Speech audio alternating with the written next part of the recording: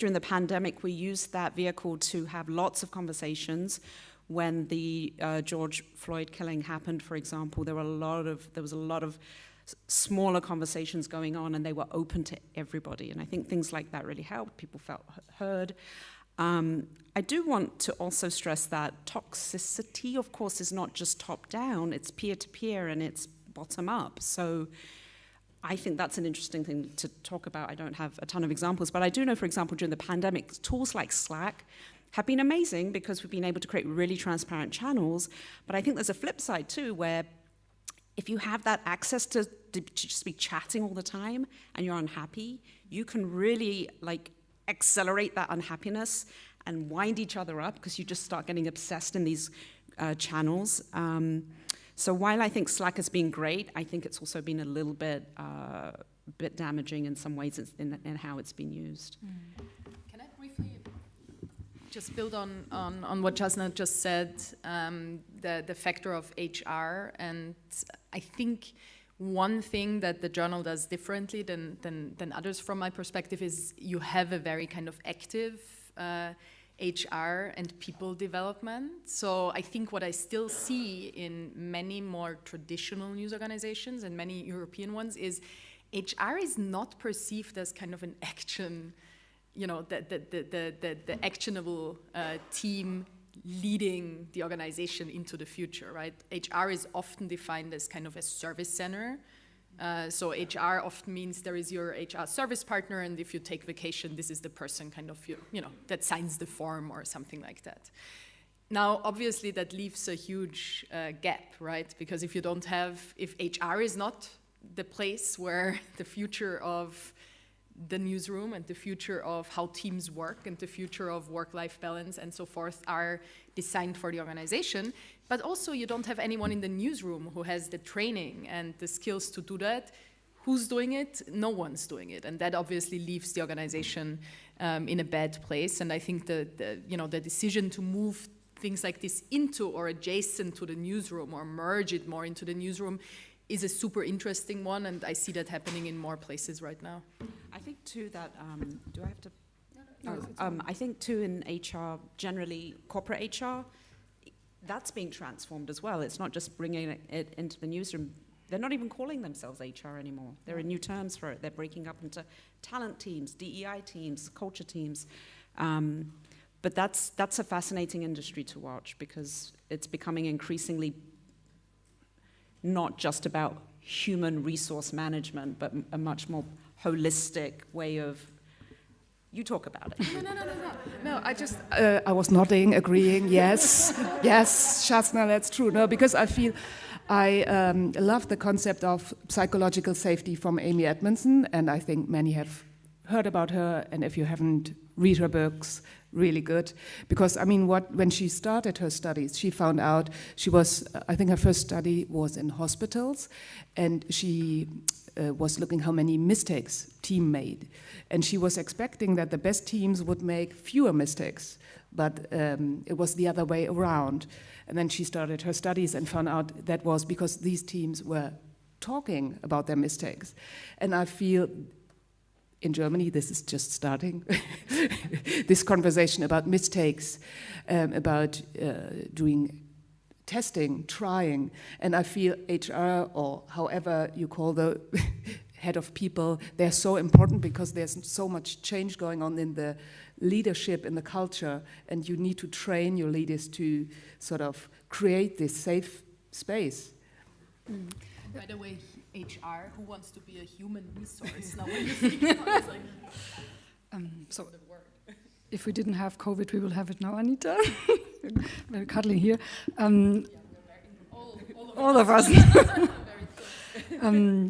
Yeah, I think you really have to be very intentional about, and as you just said, you don't do mistakes in journalism, right? So if you do a mistake, it's a big issue. You get sued, there's lots of consequences, and we're not really trained to just try out things and then learn from it. And you said something about nudging, and I read that, for example, big organizations, they really create safe spaces for employees where they can meet and really have conversations and exchange thoughts about, let's say, when there's bullying or something toxic going on, and then they can also discuss together methods how to address this. But what do you do if this doesn't exist in your company? Because I think that puts you in an awful place. You have to do something, or you feel you need to do something, but at the same time you are taking lots of risks. So how would you go about that? Shazna? I mean, I think there are just some really interesting organizations popping up, a lot of non-profit membership organizations. So Anita and I are both on the board of the Online News Association, and that's a really, really great community that addresses this kind of thing, that's really been looking at its membership and holding sessions around mental health. We have programs around leadership, a very popular one called the Women's Leadership Accelerator. If you haven't heard of it, you should, and you're interested, it's a really great program, or Anita's program as well. So there's also, Anita, I'm sorry, this isn't just to promote my, Anita, but she's also running this new organization called the News Product Alliance, which so much of the conversation that's happening in that group is these types of issues. While it's about creating products, it's also the way to create products is what we talked about a little bit earlier, is about listening. You've got to listen to each other. Like, how are you going to serve your audience if you can't even listen to one another and be respectful of one another? So I think there are just, like, if your company isn't providing that for you, I think there are increasingly support centers that are popping up, certainly in the US, but you might have more ideas around stuff in Europe or elsewhere. Antonia, Anita, you want? So I think finding support networks, whether that's organizations, associations, trusted groups of collaborators, finding support networks in the organization that are kind of interdisciplinary and span various departments. I think it's so important. I would not have survived 3 years in this industry without support networks, because it feels very lonely. You would think that it already feels lonely if you're kind of entering an organization that's somehow toxic. It feels even lonelier if you come up in that organization and you're one of the bosses and you're trying to push for change. If you don't have kind of those relationships and those support networks, it's very, very hard. It's like very hard on your psychological health, and it's also very hard on your well-being. And you're also not going to have success in changing things if you don't build those alliances, whether they are inside or outside of the organization. So I just can totally second what Shazna said. And maybe, I mean, that is something that has grown during the last year, this idea of speaking up and me being a voice. Because I have to say that often I was so shocked in that moment when something toxic happened. I was so irritated. I didn't speak up because I was totally puzzled. And then now I'm more prepared to speak up for me, for other people. And I mean, Slack or other channels are a good way to connect with other people in the room and ask, are you okay with that? Should I speak up? To find this connection while you are in the meeting, and maybe find other people who could help or be a group in this meeting. Yeah, we also always had alliances, like when we knew, like some women in the newsroom, and we knew when we entered now the meeting, there will be some resistance, there will people like maybe not really in favor of our ideas. So what we always did is to discuss this before we went into the meeting and then really support each other, because I found that to be very helpful, to really have these allyship. And what I would like to ask you is, of course, in the media, we talk a lot about allies and how the ones that are in power now, which mainly are white and male and older, how they need to become better allies. What do you think about this concept? And I would like to start with you, Anita. Well, I think the one big and important thing that I learned and that I try to kind of remind myself of is that the weight of allyship has to be on us, on the white folks, and it has to be on men. It can't be on the women of color, on the people of color, on the people who come from more untraditional backgrounds. So it's our responsibility to change the organizations and change the networks we work in. And responsibility obviously goes from the big topics, right? What culture do you foster in your organization? But it starts with small things, like saying no if you're invited to be on an all-male panel and you're a man. It means saying no to an all-white panel. It means saying no if you are or standing up if you are in a business meeting and you realize that someone is talking over someone else continuously, and someone who has the perceived, higher power, usually white, male, more experienced, more connected in the organization, is continuously talking over someone. Say something, because this person the person being talked over is most likely in the weaker position.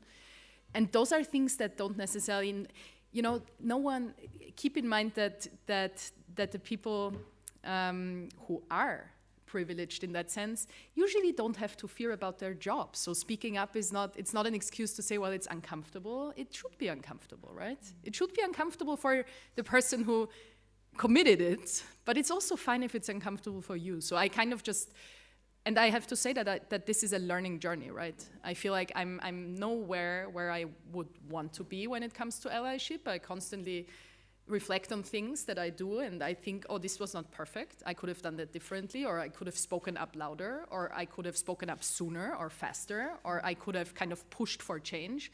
But as a general rule, I think the more powerful your position is, and the more powerful you are, and the higher you get in whatever hierarchy or network you're in, the bigger your responsibility to push for that change and to stand up for the people who can stand up for themselves.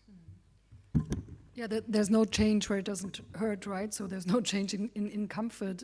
Do you want to add something to this? We have different thoughts. I think when I was listening to you talk, it just took me back to something you said, Astrid, earlier, that so much of it is about our interior selves, less about hard skills that we learn, much more about self-awareness.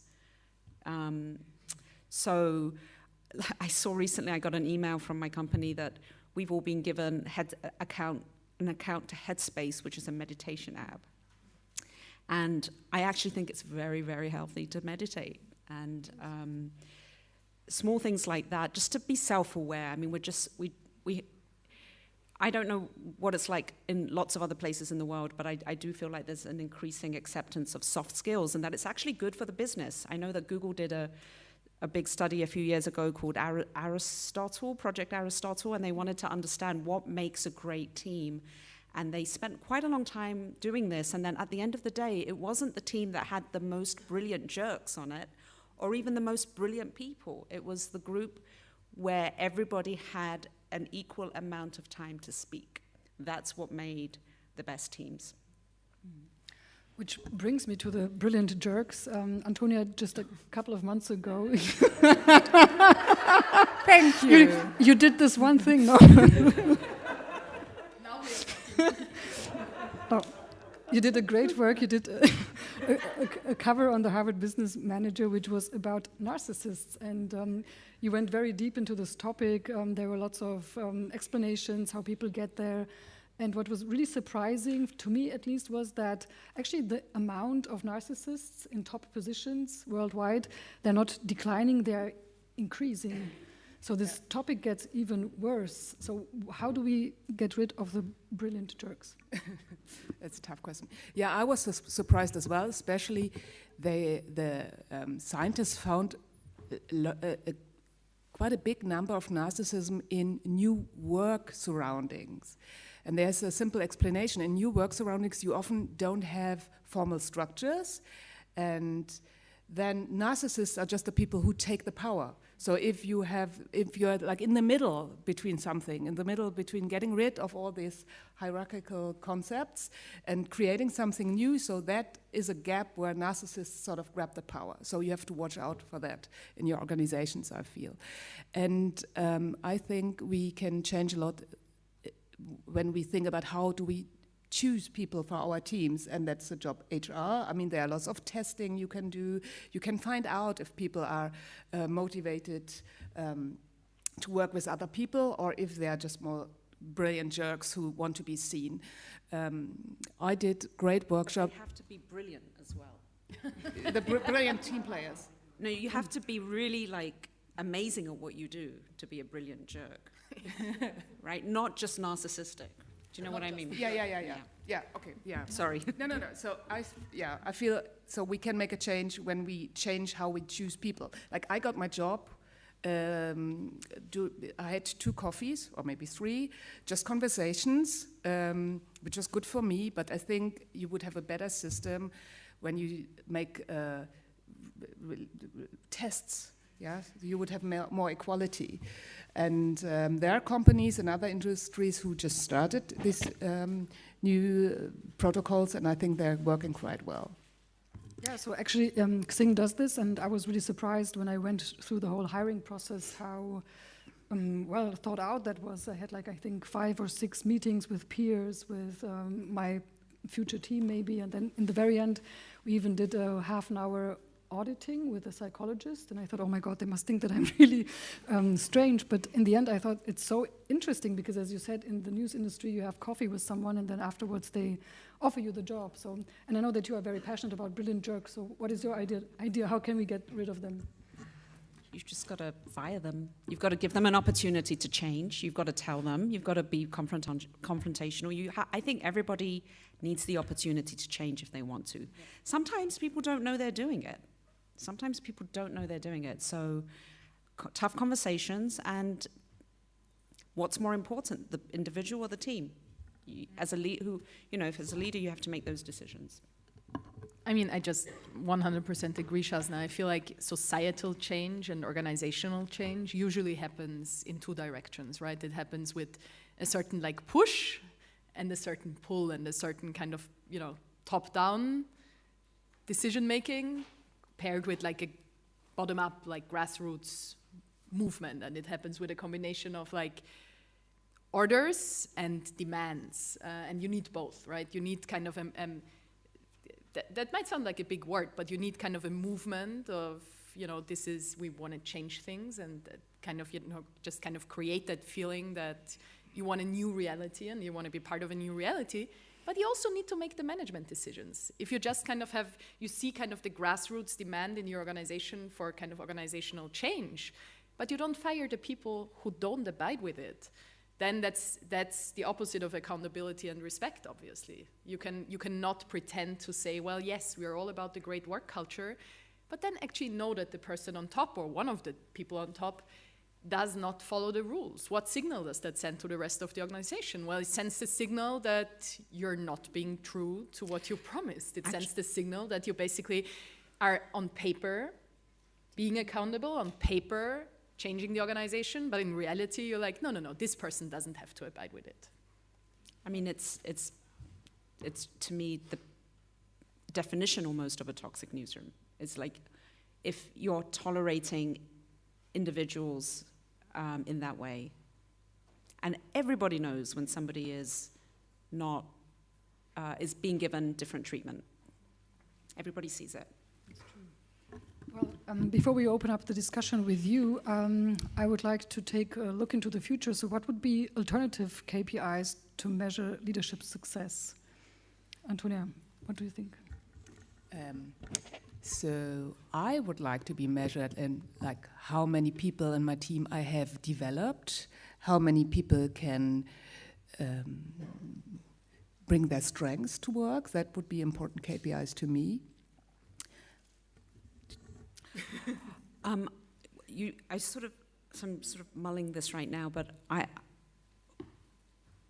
I think that it would be interesting for everybody to have some of these leadership KPIs, even if you're not in a level of management or leadership.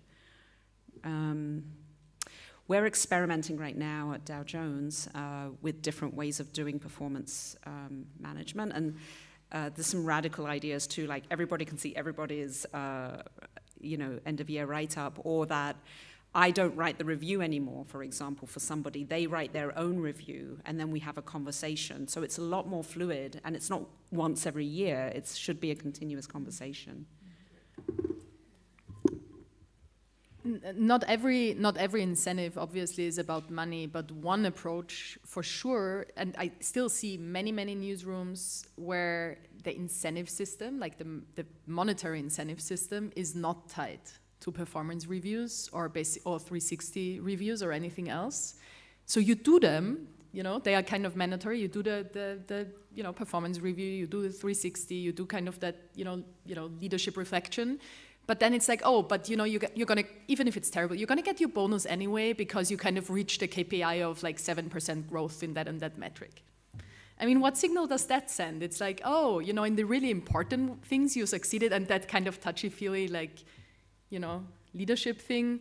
Yeah, we kind of do that because we have to, but you know, it's not really that important. It doesn't, you know, it's not connected to basically what you're earning and what you ultimately get as a bonus. So I think changing that and making this connection is actually also important.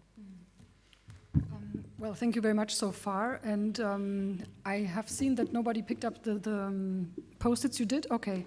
So do you want just to bring us the questions and I will read them out? And I think if you still have questions, you can also just try and tell me the question. I will repeat it so that people on the stream can also hear it, and we will answer it anyway.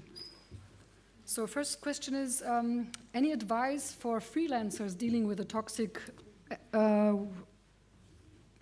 probably workplace? And please write so I can read it.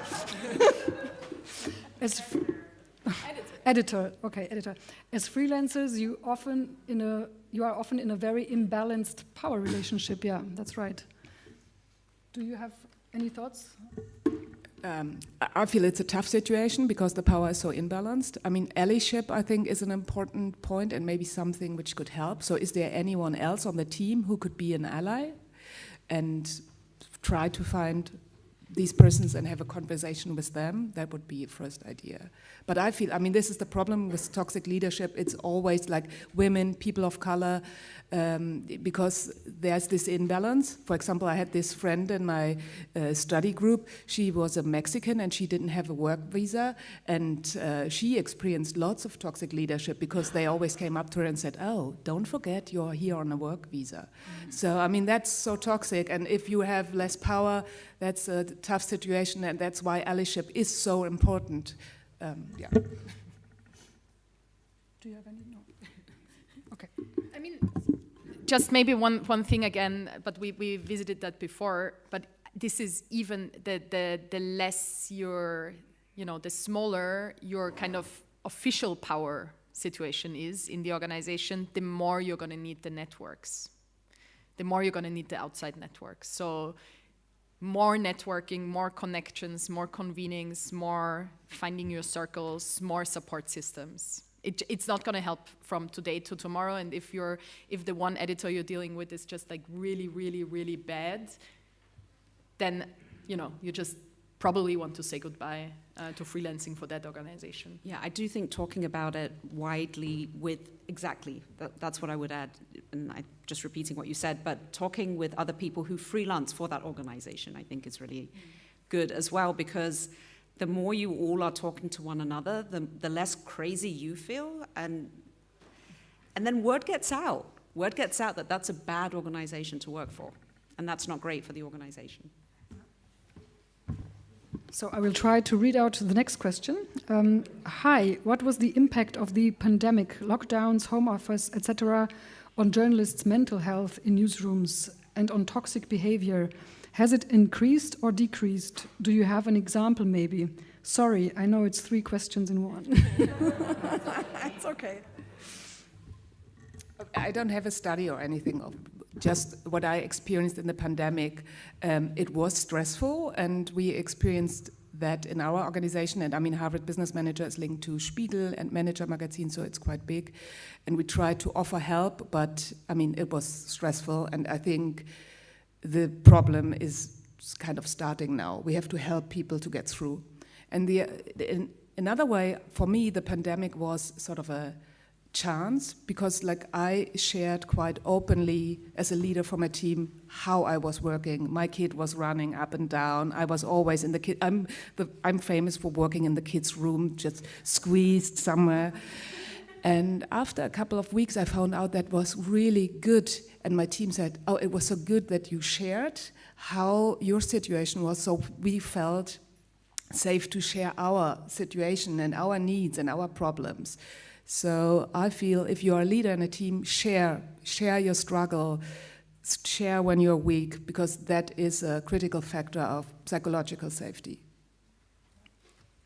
So maybe to add one thought to that, I think the difficulty about analyzing the past 2 years when it comes to work culture and the impact of those changes and all of that is there are many things that happened the past 2 years. One, a pandemic, not great. Two, suddenly we all worked remote. Not necessarily bad, right? Those two things are kind of intermingled in a very untangleable way, if that is a word. So it's what you see in a variety of studies and research is basically that realization the last 2 years are not how remote work would look if we wouldn't have had a pandemic. So I think what happened for many people I talk to in newsrooms is there was a perceived advantage in more flexibility, spending more time with your kids, being able to do what Antonia just said.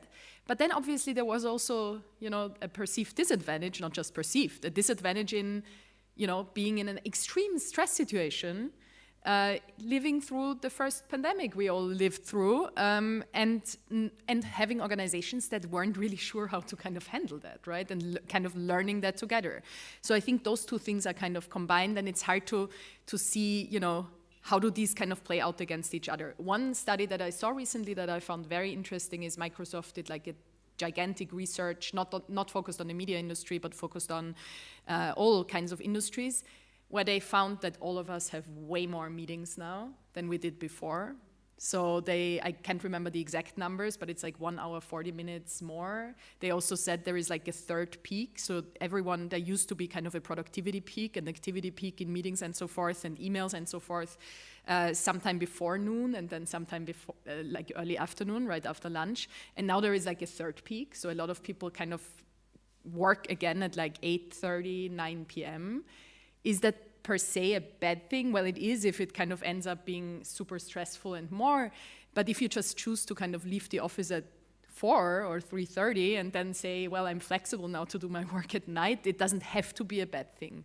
But I think it's going to be really interesting to see that when that research goes deeper and when we analyze what was actually good and what was bad and what is changing now that organizations are kind of forcing / gently persuading us to go back into the newsroom and into the office. I mean, there have been several studies that found out that mental health globally has really gone very bad. Like people are really stressed out and depressed, and you might want to check the Reuters Institute for the Study of Journalism. They did a study specifically on newsrooms, and I think, not surprisingly, in the newsroom, of course, mental health is also getting a bigger issue because it's doing globally in any industry.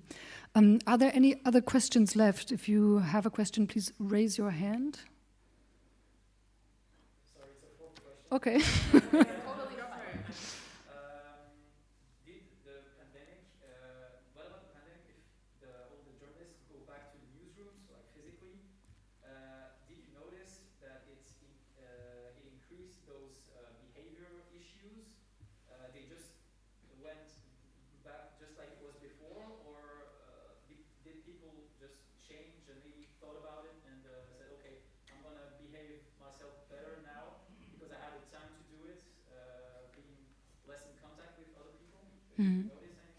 Let me repeat the question for the live stream audience. So the question was, now that people go back to the newsrooms, are there studies measuring if they change their behavior so that there's more inner reflection because they had time to do so at home?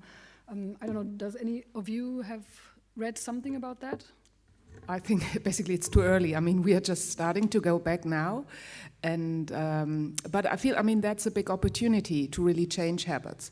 So what I'm discussing with my team is like, how do we want to create this hybrid workspace?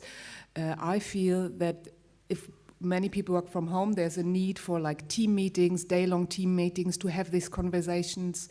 And I had lots of tough conversations during the pandemic about if people are vaccinated or not vaccinated, and to kind of moderate these personal issues.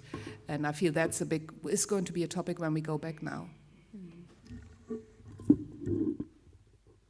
one thing that that is kind of adjacent to your question is what's going to happen if all organizations are now like, okay, let's go back.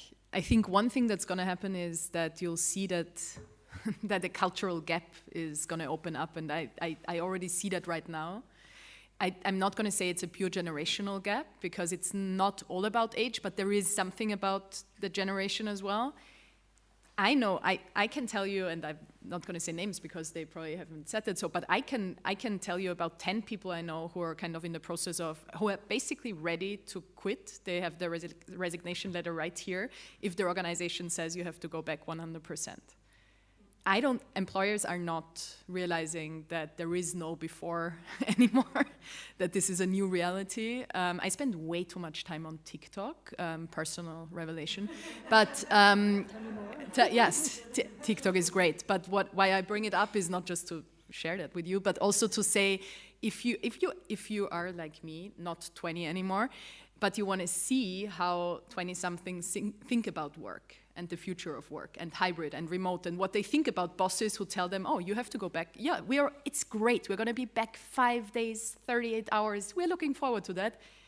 Look at HR and Gen Z TikTok, and you'll see like we are running into a very interesting cultural kind of diversion here. Okay, so I think the summary is more or less that we are just at the beginning of a huge change, and that we can all contribute to this change. And thank you very much for listening to us this morning. I hope you are leaving this panel more cheerful than you came in. And if not, there's no money we can give you back. Thank you.